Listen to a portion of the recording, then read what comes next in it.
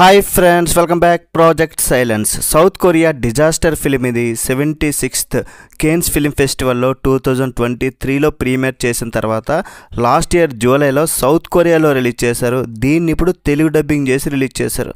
Telugu dubbing అయితే యావరేజ్గా ఉంది భయ్య. చిన్న సినిమానే, జస్ట్ 1 hour 30 minutes ఉంది. అడల్ట్ కంటెంట్ కూడా ఏం లేదు, ఫ్యామిలీతో కలిసి కూడా చూడొచ్చు. ఎన్నో వందల సినిమాలు తెలుగు డబ్బింగ్ రివ్యూస్ ఇస్తున్నాను, కానీ సపోర్ట్ అంతంత మాత్రమే. కొంచెం సపోర్ట్ చేసి సబ్స్క్రైబ్ అయితే చేయండి భయ్య. మరి మూవీ అంతా చూశాక సీ గైస్, ఇది ఒక లో బడ్జెట్ మూవీ. మూవీ కాన్సెప్ట్ అంతా బాగానే ఉంది, బట్ మైనస్ అంటే విజువల్ ఎఫెక్ట్స్. ఇది లో బడ్జెట్ మూవీ కాబట్టి హై క్వాలిటీ విజువల్స్, ఆ CGI VFX వర్క్ యావరేజ్గా ఉంటుంది. దానివల్ల ప్రో ఆడియన్స్కి అయితే నచ్చకపోవచ్చు. నాకు ఓవరాల్గా మూవీ సింపుల్గా తీసిన కొరియన్ మూవీస్ అంటే ఇష్టం ఉండి, వాళ్ళు తీసే ప్రతి మూవీ బాగుంటుందనే ఉద్దేశంతోనే ట్రైలర్ చూసి ఏదో అనుకున్నా కానీ నాకైతే నచ్చలేదు భయ్య. అసలు ఆ కుక్కల CGI వర్క్ చూస్తుంటేనే చూడాలనిపించట్లేదు. నవ్వొచ్చింది నాకైతే.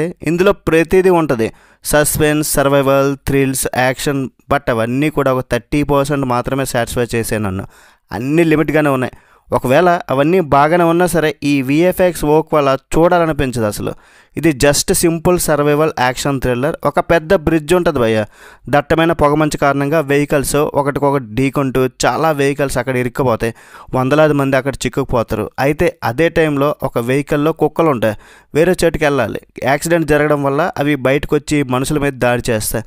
అవి చాలా డిఫరెంట్గా, వైల్డ్గా బిహేవ్ చేస్తుంటాయి. మరి వాటి నుండి తప్పించుకొని వీళ్ళందరూ సేఫ్గా బయటపడతారా లేదా, అసలు ఆ కుక్కల సంగతి ఏంటనేదే మూవీలో చూస్తారు. ఆ కుక్కల CGI మాత్రం అస్సలు బాగోలేదు. ఏవో బొమ్మల్లో ఉంటాయి అంతే. దాంతో వీళ్ళు ఆడుకున్నట్లు ఉంటుంది తప్ప రియాలిటీలు అనిపించలే. అదే పెద్ద మైనస్.